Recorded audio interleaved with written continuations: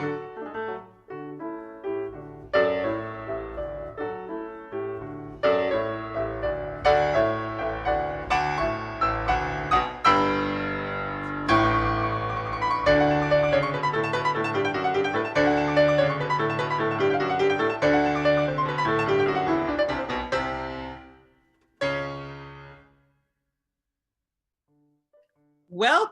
everyone. I wanted to wait until the music got to the crescendo and that there was a moment to interrupt that lovely music. I just want to welcome everyone on behalf of the Romeo Bearden Foundation and board and staff, and our co-director, Joanne Bryant Reed, to wish you a very happy day. I'm glad that you have decided to spend your hour with us this evening. We have a very exciting conversation with Nanette Carter. And I just wanted to say a few words about Nanette, and then we're going to get right in it so that we have enough time. Many of you know the Romeo Bearden Foundation seeks to support mid-career artists and all artists of all ages, really. But this particular program, our Cinque Artist Program, is one in which we take the name of the historic gallery, the nonprofit Cinque, that was started by Romeo Bearden along with artist Norman Lewis and Ernest Critchlow. And the ideas behind that gallery was to support artists of color and curators of color, and to give artists a platform in which to show their work. And so we take that on, not as a gallery, but as a program that supports what we do in terms of supporting Bearden's legacy. And so the very special aspect of Nanette Carter's background is that she was a Cinque artist, and she exhibited there at the gallery. She knew Romeo Bearden, and it's just a pleasure to see how her career has just blossomed, and she's just been a steady person on the scene. And so I hope she'll talk a little bit about that too.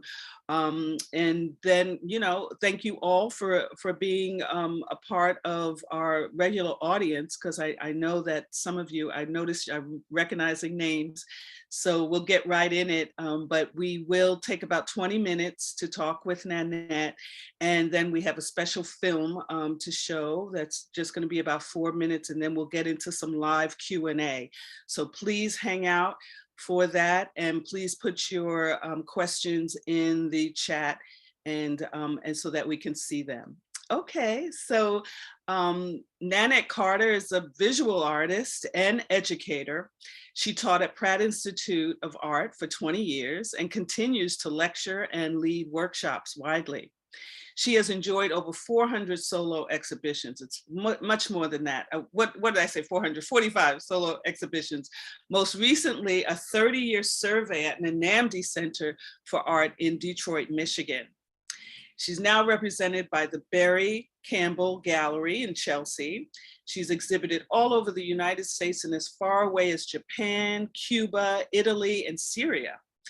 Carter was a member of the famed gallery, and she was very instrumental in a recent exhibition that was based on the Cinque Gallery at the Art Students League. So many of you might have caught that. It was in 2021, and they did a sort of short survey of artists that had exhibited there, and Nanette did a lot of the programming. So maybe she can talk just briefly about that. And so then she's exhibited at the Newark Museum, the St. Louis Art Museum, and Studio Museum in Harlem, Columbus Museum of Art. So, she's in many collections, both public and private collections. And so without further ado, I just want to introduce Nanette. Please join us. She's joining us from Berlin, where she is in residency.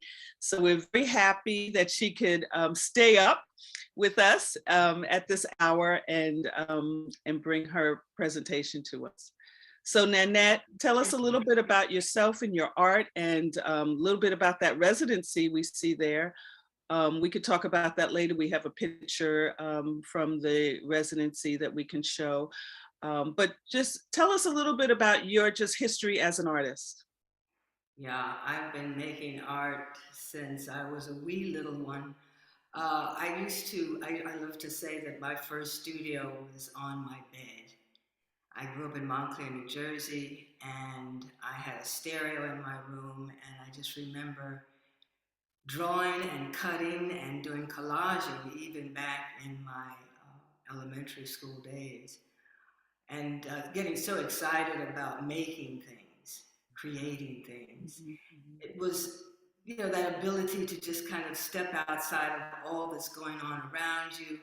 I'm in my space.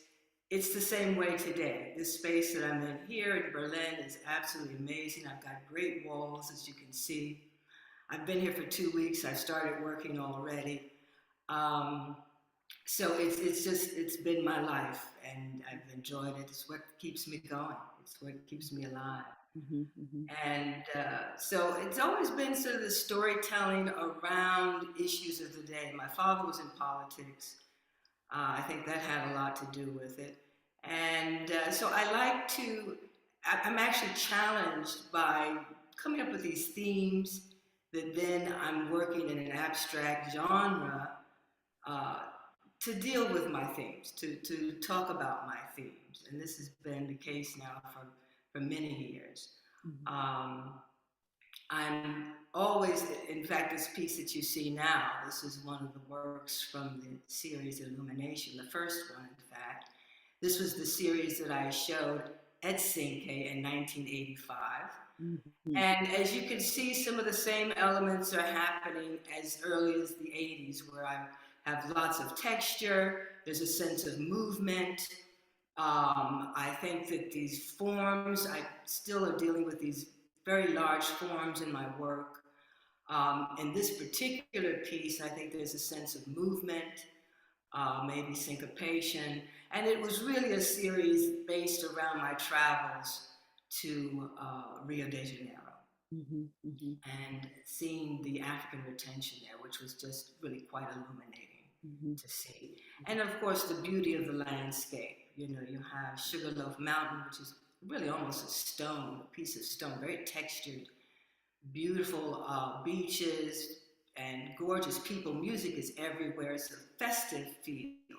mhm, There's a real festive quality. Music is it's in the streets. Reminds me of Cuba in that way. mhm. And so I wanted to have that kind of celebratory activity and movement in the work.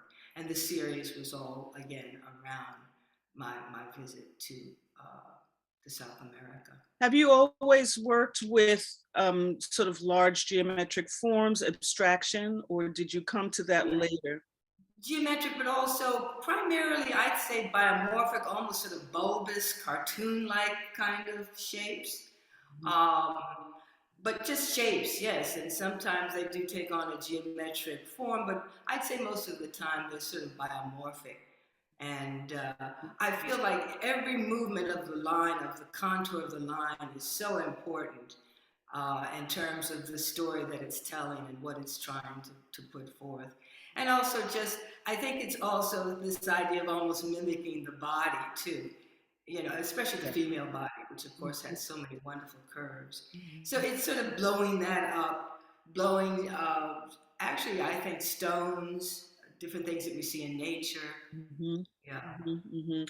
And the material that you're using here, as opposed to some of your later work, you're working with pastels, and it looks like you are, shaving them off and sprinkling them, or Actually, blowing them. it's How did you make that piece? yeah. This piece is actually oil pastel on, yes, museum board. But the flavor, it's actually me listening to music too, and I'm always listening to jazz. So it's this sort of staccato like pointillism, but then also some of it is sort of a mark that is a little longer than a point, and sort of gradating that and playing around with that a bit. Mhm, mhm, But what mhm, I'm working on now is Mylar, and this is a really strong kind of plastic surface that architects have started to use actually since the 50s. Mm-hmm. It's slightly transparent. I use the frosted mylar. I use the frosted side to paint on, and I always use oil paint or oil stick. Such as the And works behind you, right? I just want to point the that out, work that those behind are me, that's all the right. What I Mylar. like about using the mylar, though, Deirdre, is because it's so tough that it doesn't tear. It's not like paper. It doesn't tear. I can then put it directly on to the wall. Mm-hmm. So I'm no longer working with a stretched canvas, with a rectangle or the square. It really is about the shape. Of course, the earlier works, like you just saw, were all contained within a rectangle. I abandoned that totally, and now I'm centering on the shape itself. And I like the way that it's on the wall and it just sort of floats. There's nothing that impedes. Again, there's no frame. I really like it that way. Of course, some of my buyers want to frame it, and that's okay. But the way that I like to show it is the way you're seeing it in the background Yeah, here. that's And that important to note.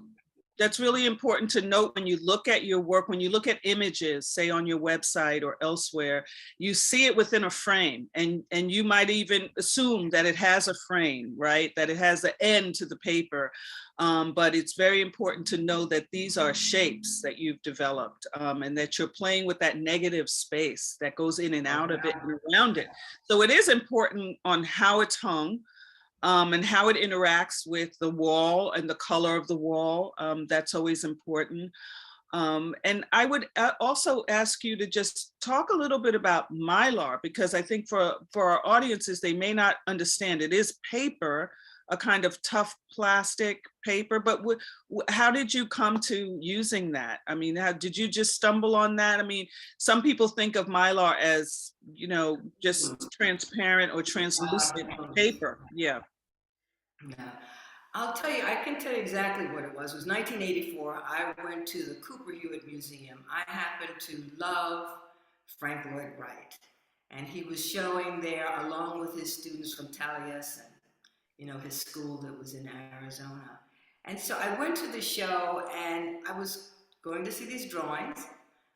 And I noticed that the surface and the way that the lead pencil, was reacting to the surface was very strange. It seemed to me as though the line had a buttery edge to it. It didn't have a hard edge. It was just soft and beautiful. And again, I called it black butter. Mm. And I was thrilled by it. I was like, oh my God, coming in close and seeing this. And then I noticed in the explanation that it said Mylar. I had never heard of Mylar. Again, Mylar balloons or something, but not this kind of Mylar. And I was so intrigued that I did something you're not supposed to do. I knocked on the curator's door. It said curator on it. Little colored girl knocking on the door. Is this Mylar? Mhm. And a very kind woman came out and said, oh, yes, the architects have been using it since the 50s. They liked it because, as opposed to tracing paper, when you take it out to a site and wind starts to whipping that stuff up and you're trying to look at your drawings and the overlays, you're in a pickle. Whereas with this, it had weight to it, it couldn't tear, it was transparent, they could do their layers, and it worked out best for them. Did, And so they began to even draw on it. The drawings of the facade of the house was even used because I think they enjoyed working on this surface. It's a smooth surface. Even when you paint on it, there's just this wonderful smooth kind of quality that I I could love. see where that would be interesting also to paint on. So does it give you a permanence, or do you have to prepare the surface before you paint on it? No, I'm not putting any gesso or anything. I'm actually allowing, again, the frosted side has a bit of a tooth, Mm-hmm. like you have a tooth Mm-hmm. in a paper. Yes. And that's what is trapping the paint Mm-hmm. or the lead pencil or color pencil or whatever it is you're using. And Hmm. again, these are all oil-based pigments. Right, right. And Ah, that's where I am. talking about materials and traveling with them. You're in Berlin. Tell us a little bit about the residency you're in. Yeah, yeah. Nadal, can you blow that up? Because I want to show you exactly where I am right now. If you could blow that up. This is the residency. It is the Stiftung Starke Foundation in Berlin. Mhm, And it's absolutely amazing. It's a huge house. And I wanted to show you where I am. I'm actually on I'm on the balcony on the left side, this balcony on the second floor. That is where I am. And the window right next to the balcony is the room I'm in. There it is. Okay, so if you take a look at the balcony all the way to the left, mhm. and I'm in that window that's right next to the right of that balcony. That is my balcony. And I Wow. can hang there. Yeah, it's really Wow. quite nice. And so there is this residency here. It's amazing. It's the Stiftung Starke Foundation. This is their headquarters, but it's the BAR organization, and BAR being BAAR, standing for Berlin African American Residency. Oh, wow. So it's an organization called BAR that's run by a woman, African American woman, by the name of Jewel Stark. And she's been living in Berlin since 2013. And this is the first year of the residency. There's 6 of us here. Hmm. Each one of us has an apartment with our own studio in the apartment. So my kitchen is that way, my bedroom is that way, my bathroom is that way. It's all right here, and I have my own entry to my apartment. Wow. And my wall that you're looking at here to my right, your left, is around 13 feet, Hmm. which is great because it mimics the wall that I have in my studio. The wall behind me is roughly 10 feet or so.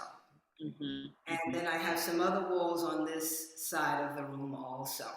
And I work on walls. I work on my desk. I love to do things on the desk, but I'm really putting things up quite a bit on the wall. I work on the floor, Hmm. depending on the size and scale of the section of the collage that I'm working on. Sometimes I'll have to work on the floor. And Hmm. sometimes I will actually paint it on the wall also. So I'm moving all around. Yeah, and that is a good question about how you actually work and whether you work on the ward, because they look very sculptural. And I'm not surprised that you're inspired by Frank Lloyd Wright, an architect. It has a real architectural feel to it. You've done some installations, right? You've done some site-specific installations where you have to go in the space and actually, fill it in a certain way. So that's a wonderful way to think about you working, and you've worked quite large as well. So let's talk about a few of those. Well, go ahead. What were you saying? So the pieces behind me, these Hmm. 1, 2, 3, and they're not all completed. Actually, the 2 over here are finished. This one is not. They're going to be a part of my Afro Sentinel series. I see. And the Afro Sentinel series is really one where I'm talking about, this is my Afro-futuristic kind of stance Okay. here. And these sentinels are to protect all Black and brown people all around the globe, Hmm. Hmm. and from injustices and social and political injustice. And they are quite formidable. No Hmm. matter what size they are, even if they're delicate, they can still fight for the cause. Right, right, right. And are you planning on how long will you be in the residency, and is there a show that results at the end? There is a show at the end, and I'll be here for a total of 6 weeks. I've been here already for 2 weeks. Wow, Yeah. fabulous. And so there will be a show at the end, but we are having sort of a mini show this Saturday. We were to bring over 2 finished works. And so the show this Saturday will be those 2 finished works. Let me just say real quick, I really enjoy these residencies. I've been on a few, Hmm. Hmm. and I've had the chance to travel to some absolutely amazing places. But with the Mylar, what I do is I will actually roll it up. Mm-hmm. And even, when I have to return with the work, I engineer the pieces in such a way that they can be broken down and I can roll them, even if they're huge and large, Oh, I can still roll them up. And I actually take them under my armpit and walk onto the plane with that's my great. That's wonderful. That's Whereas people who are painting and have the stretchers and this and that, mhm, no, mhm. I can travel with these very easily. And so that works out great. Right. And so you have special adhesives that you use, I'm assuming? Yes, I do, because when you're gluing a large piece, and you're going to have it in sections, but there are going to be pieces that are going to be glued together, okay? If you use a liquid glue and you're working with a non-porous surface, that liquid glue in the center that you glued would not dry. I cannot use a liquid glue with these pieces. And when I put them on the wall, I can't use a liquid glue. Again, this is a non-porous surface. It's plastic. It's going nowhere. It is archival. And so I'm using a double-sided tape. It is archival, and I only buy it from one place, and that's Talas, Talas, in New York City. It's now in Brooklyn. Yeah, It's one of yeah. our older art stores. And they have it's a 3M tape, but it is the archival. Now you'll get it, you can see it at, Michael's and Blick's and everywhere else, but that's not necessarily archival. And I have been working with this tape now for, I'd say, over 20 years, certainly. It does not yellow, it does not become brittle. Of course, that's why it is archival. Mhm. And that's what's needed because, again, these works, some of them are quite transparent. Some of them, because of the Mylar and the way that I'm using them, the Mylar, Mhm. it is Mhm. transparent. Mhm. Mhm. So anyway, I'm using the double-sided tape even to put it up on the wall. Wow. Okay. I would not have guessed that at all. That's so fascinating. Let's look at a couple of other works. And with Please. that in mind, I see this next work is on stilts, what you call stilts. Okay. And it looks like metal behind it, but it's just flat. It's just two-dimensional. So yes, This is now I'm trying to Cantilevered. imagine the tape behind even Right. the That's right. very thin piece on top. Yeah, and I tell you, the gauge of the Mylar that I'm using is not that thin. It has a nice gauge, a nice thickness, a nice gauge to it. Mhm, But for mhm. this particular piece, let me tell you that it's in two sections. Okay, there's a top section there, and then there's a lower section. So again, I can break it down and have it travel kind of easily. But anyway, cantilevered, again, an architectural term. I wanted to be an architect when I was young, and basically what it's saying is that we have a structure that is supported in one area, it's supported, and then the structure goes out. Cantilevered is almost like what I'm doing right now. I'm the center, and then my arms are going out. But if you can imagine, that's a building. Yes. Okay. And I'm the one that this is my body is the part that's hitting the ground, and then my hands are going up, and everything else is going up on top of it. So that's cantilever. Right. Okay, so architectural term. So in this instance, we have three columns at the bottom that are holding up this entire structure, which again looks quite heavy. And but it branches out both on the right side and the left side of those three columns. I'm calling those columns. And so that's cantilever. You're balancing on those three columns.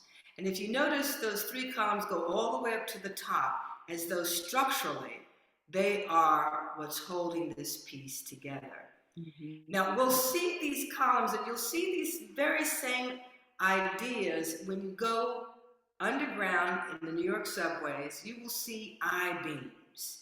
Yes. Because of I-beams that architects are able to do cantilevered buildings. It's Oh. because of these very strong beams that you can then have a cantilevered building and a structure that goes out with just this thin base or plinth that's holding everything up. And my whole feeling about this was I thought it was a wonderful metaphor for living in the 21st century. Right. Social media, just the politics of the day, the civility is gone, is lacking. Pandemics. What is being said that's true. It just so much stuff is going on in our lives. We had COVID, we've lived through COVID, we've lived through so much. And so I feel in many ways that's been our lives here, just this balancing act. Mm-hmm. Trying to keep things together, trying to be somewhat in harmony, and it gets to be very difficult. Right. All together. But if we go to the next slide, I want you to see a piece where things are beginning to teeter. Things are beginning to rock a bit. And so although the base, the plinth seems to be pretty sound, everything on top is kind of awry. Things are rocking a bit. Yes. So this is an instance where, again, and I'm sure we've all felt this at one time or another in the past 20 years, where you just feel like maybe some of this needs to fall off. Maybe I need to get rid of some of this stuff. Maybe, or just, the balancing act has become very difficult. So I'm using, this language of form and color and texture, to put across these themes and these ideas. And to structure them in such a way that you get a sense of what I'm trying to say about living in these times. Right. And this is a way of you communicating this out, but is it also the way that it balances you as you work? I mean, I could see this work because you have to make these decisions about texture and heaviness and color and balance in the work. I mean, so that's a whole exercise. I enjoy that. I enjoy that challenge. And let me say that with these larger pieces, the last one we saw, I'm sorry, I didn't say what it was. The last one we saw is 77 inches by 63 inches. This one is 30. This one is 77 by 63. But this next one, going back, this teetering, okay, this one is 33 in height, 33 inches by 65 inches in width. Wow, that's so big. What I do normally is I will do a small contour drawing, and my pad is probably about like 9 by 12 inches, okay? So I'll do a small drawing. And then I'll take paper, put it on my wall, the scale of the piece, and I will scale that small drawing to the actual size. So I also have these big drawings, these big contour drawings. At this point, I'm not always thinking about color right away. I am so involved with the shapes and how I want them to project. Right. And so I'm really keen again on that contour line, how things are moving. And then after that, then I'll begin to work with the color, with texture, and making those kinds of decisions. Right. Can we see another work? Can we get the next slide? Yeah. Oh yeah, this is one, I have to tell you, if we could show this one, this one I created when I was in a residency in Siena, Italy. So you have a bit of that Siena color in some of the work there. Just a beautiful city, beautiful town. But in this one, I think the forms take on even more of a sense of stones. Yes. And also, I think this feeling of possibly that top stone finally teetering over and falling off. And I wanted to project and give that sense of tension. I love to give the feeling of tension in a work. And let me also say, and I know a lot of artists don't want to say this, I want my work to be beautiful. I want the work to be beautiful. I want it to have tension. Yes. I feel in this piece, the plinth, what's holding all of this up is that bottom area that you see, the stripes at the bottom. Yeah. And if you can imagine that stone that's right up above the stripe, it looks as though that stone is just overweighing and just kind of Mhm. overwhelming that plinth. And then, of course, as you go up further and further, the weight of all of this, you can just imagine. Now, the height of this particular piece is 85 inches. Okay. And so the width is 62 inches. Right. And so you can see some of the textures that are involved, which I truly enjoy. I'm dripping, I'm painting, I'm working with, I'm actually doing some rubbing. I Mhm. had a wonderful old wall in Sienna that had great texture. And so I did some rubbings for this. However way that I can get my texture, I will get it. And I've come up with some different ways of doing monotypes and coming up with some fascinating textures that I love to employ in the work also. Look at a few others because we still want to play the film. So yeah. Right, real quick, this is a piece, and I'm sorry for the slide here, but this is a piece that I did here. It's right behind me. Mhm. I just wanted you to see a close-up. Yeah. This one is a part of the Afro Sentinels. You get a sense, I think, of possibly a shield, like an African shield, even in the shape of this. Um, yeah, and this one is, the height of it is about 54 inches and the width is 13 inches. Yeah. Even though I see a lot of architecture in your work, so many of them feel very figurative. Like even the last one with the stones, it looked very sort of curvy, and I think about figures when I look at this one. Even I Yeah, think about a very upright, sturdy, vertical figure. yeah. And let me say that the black vertical middle section actually goes down further. I just wanted to come in close just so that you could see Mhm. what's going on. But you can see in the back here, it actually, Yes. that black area does extend down to Right. the, again, 54-inch Let's see the mark there. next one. Mhm. Yes, I love this one too. Yeah, I do too. I like to work black and white. Hmm. I will always do black and white pieces. Hmm. There's so many different types of blacks. There's so many different types of grays and whites, cool and warm blacks.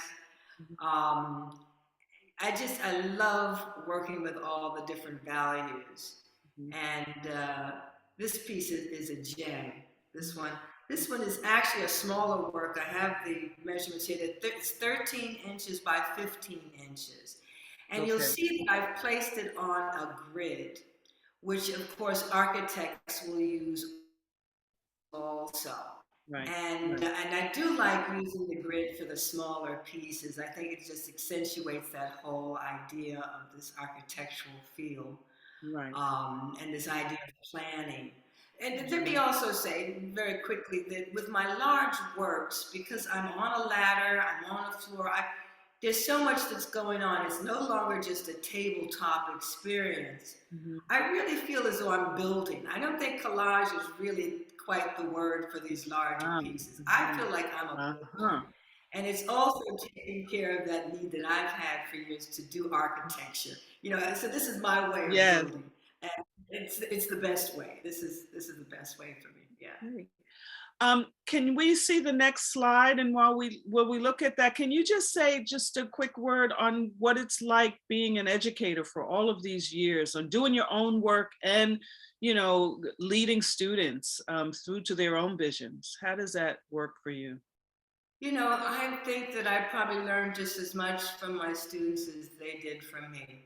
Mhm. Keeping up with young people, keeping abreast as to what's going on is always I think it's important.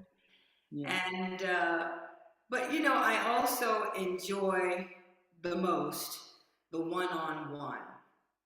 I'm Mhm. not a lecturer, I'm not doing an art history class. It's Right. really about me coming right up to close, you know, and talking to someone about what's your vision?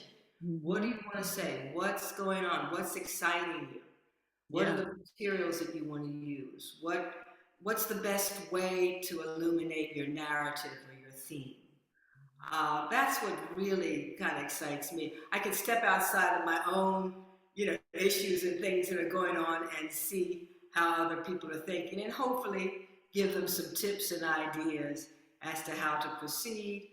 Or as I will tell, listen, you can take it or you can leave it. Don't worry, I'm just throwing some things out. But that certainly was one of the things I would say quite often. Sometimes young people get stuck or they feel like, you know, maybe they're not quite ready or what. So, you know, just giving them some ideas to move forward. Mm-hmm.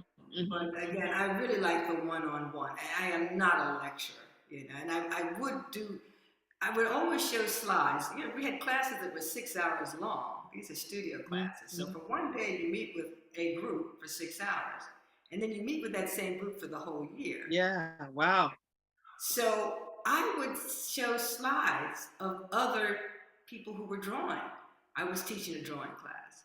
Mm-hmm. And, you know, everyone knows the painters and the sculptors, but a lot of folks don't really know some of the folks who really just centered around collage and drawing. That is So I true. would show, for 1 hour, I would show work, you know, and I would let them, I'm not an art historian, but I Yeah. just think you need to see these pieces, Yes. these artists. But yeah, I love the exchange. Yeah. Yeah.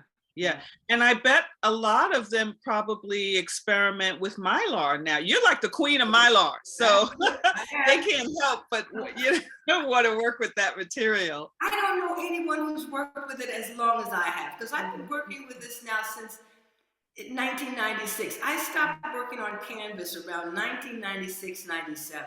Mm-hmm. Mm-hmm. Yeah. All right, so you do collage, you do installation, and you told me that you filmed this video, this next video. So is that something we might see more of in the future, You know, video and I'm hoping to do installation? something here. Yeah, I was really, I've got, you know, it took me, I'll tell you, it took me 2 years to do this piece that we're about to see. But it was not only me filming myself on my, you know, my phone, okay, but also my partner, Kenneth Laidlow, helped out. And then my IT person who worked with me Mhm. quite closely was Eugene, who actually did the editing. But I went to Garage on my, you know, Mac and did the music and the sound, and so I did all of it. And I actually like that, and I like the quality that it seems homemade. I'm not so sure I'm going to ever do any slick video, really. It's going to always be sort of homemade. But I do want to do more, Yeah, Deirdre. I yeah. want to do. All right. Well, let's show the film because it's short and it's short enough for us to enjoy it right here in this platform. So thank you so much. Excellent. And let's see that.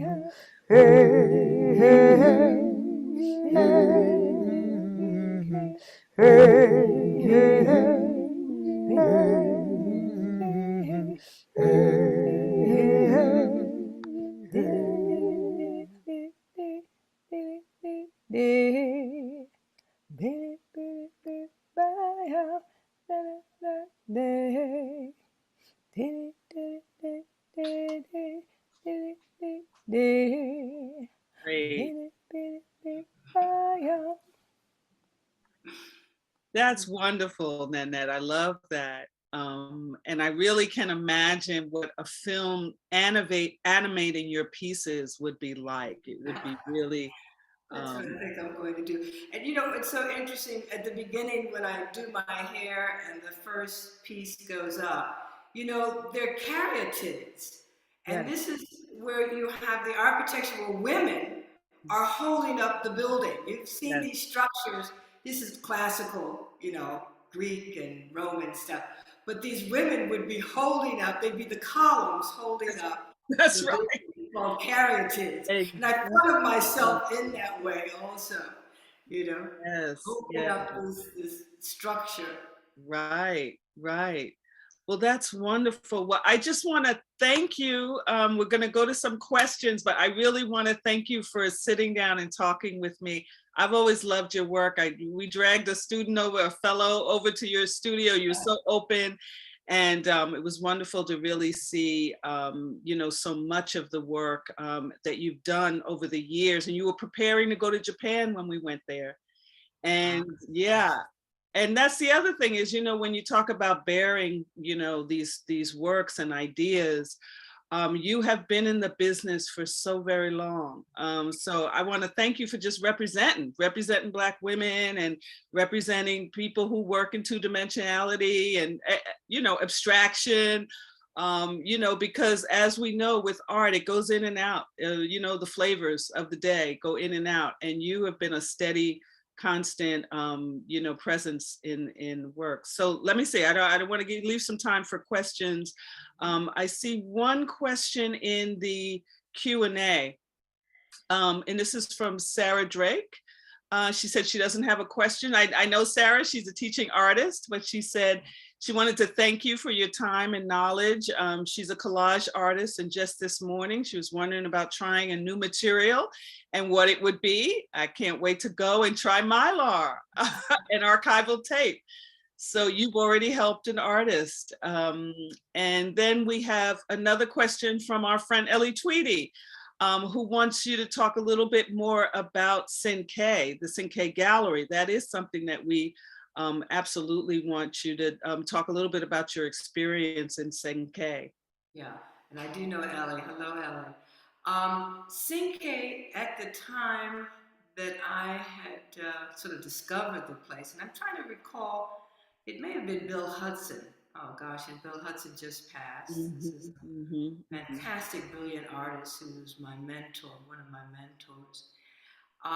He said, go to Cinque. There's a guy by the name of Tyrone Mitchell who's showing his sculpture there. And I recall going to see the show, and it was fabulous. This is, the early 80s. I had not seen other African Americans showing in New York. I think Beard may have been the only one at the time. Maybe Ed Clark at Randall Gallery. But, to see his sculpture there, it was lit just right. And I was so excited to see this space that was for emerging artists. And then I recall going to several of the shows, and of course, it moved to 72nd Street. And I went to meet Ruth Jett and would stop by there quite often. And Ruth was the one that, and I think it was the artistic committee, who I believe at the time William T. Williams was there on the artistic committee, Al Loving.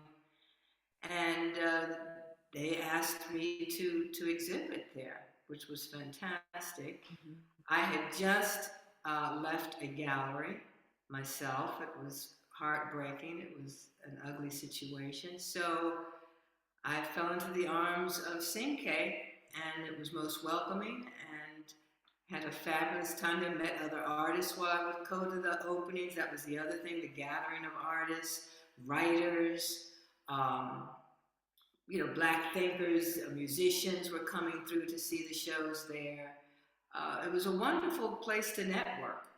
Yeah, it was a real vibe. I mean, it was a real community space, and that's how artists can thrive. Yeah, and it was so popular. The word got out across the country because once I became a part of the artistic committee, we had people giving us slides. Back then it was slides from all across the country. Mm-hmm. Trying to show in New York. This was the only way that, as an African American, you could show in New York City at that time. You had a chance at Cinque.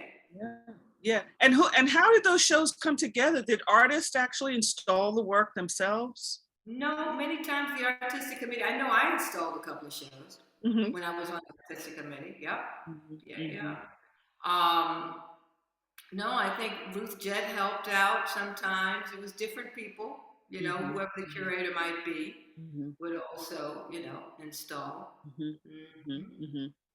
That's great. So, I think it was a great community, though, Ellie. It was fabulous. And if you did go to see the show at the Art Students League, you'll see the list of names. It was, I think, well over 400 artists that showed there. Right. It wasn't a gallery that had a stable of artists. That wasn't the manifesto. That was not what it was about. It was really about bringing in as many artists as they could, because there was so much talent out there, as we know, there always has been. Mm-hmm. And it was languishing. People were still making art, right. But they were not exhibiting. They had no place to exhibit. Right.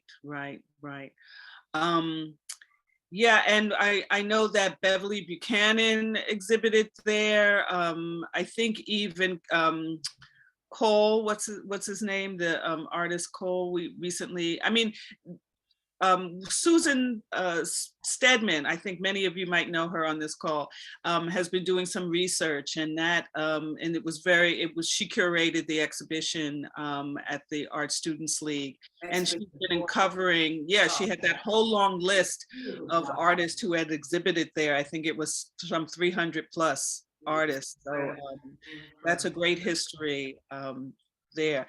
Before we leave, I want to make sure I get a couple of these more questions, other questions. One was about the influence of music in your work, and this comes from Chris Haney. And any particular style is music?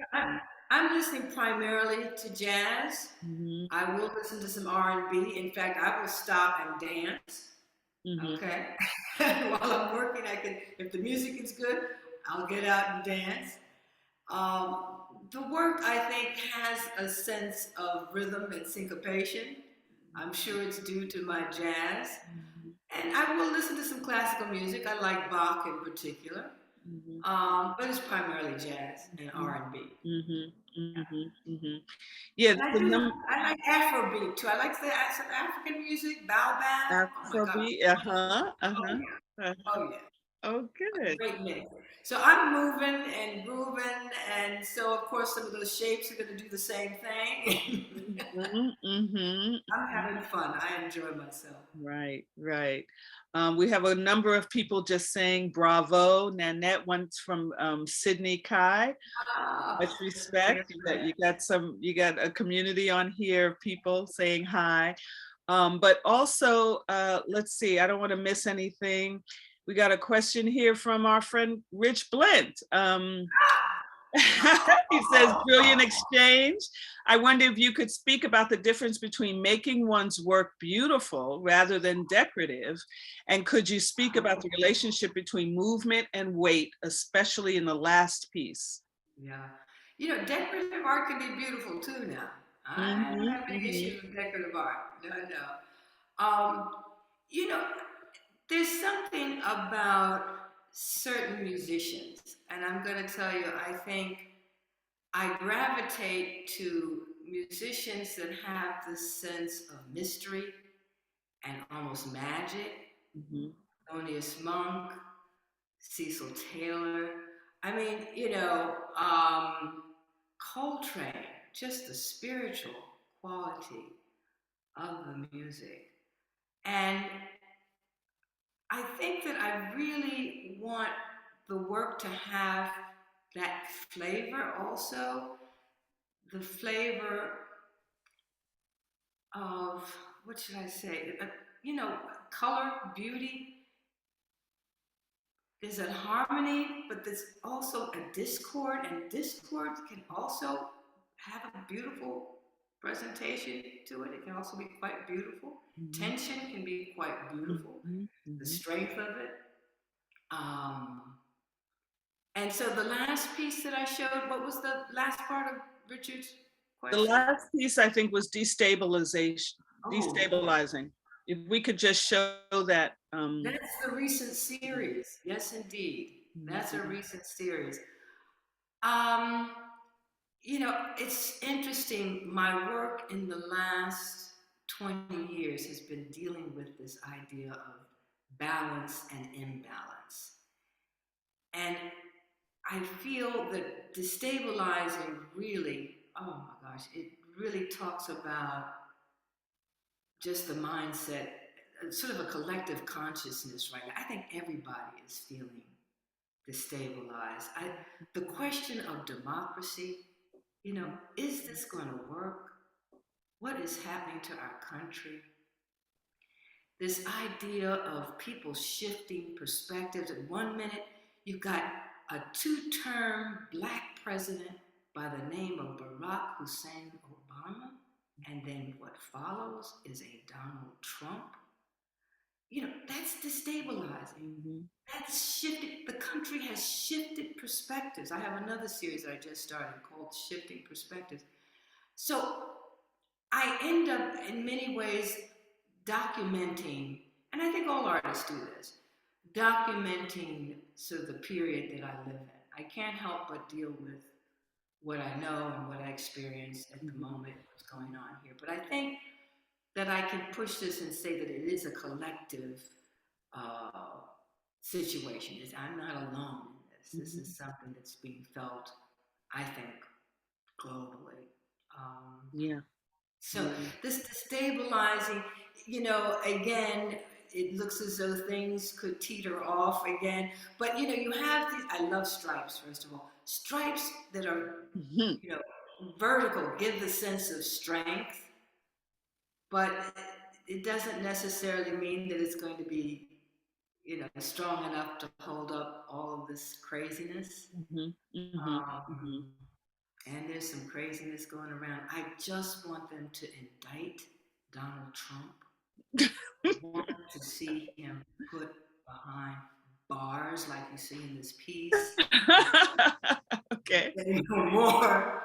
But yeah, we don't need this. And he acts as though this is fun. This is a playground for him. No, these are people's lives. You know, and this idea of trying to separate people. I mean, there are poor white people and there are poor black folks. Why can't we come together and do something Mhm. for people, middle class and poor people? And You know, come into some harmony. This is what you're talking about. The balance and harmony of different thoughts and different people, right? And democracy is supposed to have that balance, isn't it? that's It's right. supposed That's right. to talk about. Um, I hate to stop this conversation because it's so good, and we got to have you back again. But I will say that Mary Bullock, she thanked you for the explanation of materials and inspiration, and this is really important because this is one of the things that we like to get at when we have these artist talks. This is sort of just an intimate talk about materials and inspiration. And she said something very beautiful. She said, like your poetry, they reveal your inner state, something that's delicate in a strong manner. You use shapes to build an artwork the same way you use words to build a poem. All explorations of the tension that gives life its joy. I just wanted to read that, like it's my closing statement. Thank you, Mary. Thank you for reading it, and thank you, Mary. Yes. Oh, beautiful. Yes, yes, and you have plenty of fans here, and we'll save this so that you can read all of the good wishes. Oh, I would love to read. Yeah, So good. I Thank just want to thank you for joining us. And again, we probably could have a whole nother show with you when you get back from your residency. And I want to thank Nadal, our producer, Nadal Canary. Thank you so much. And Harlem One Stop, UN Chang. We're doing wonderful things with the Harlem Cultural Collaborative. And I want to thank our team in the background, Joanne Bryant Reed and Ron Jackson, and all of you who have joined us this evening and who continue to come and check in on our programs. We really appreciate your support. So thank you, Nanette, and good luck with the rest of your residency, and we hope to hear from you soon. Ciao. Thank you so much, Deirdre. All right, thank you.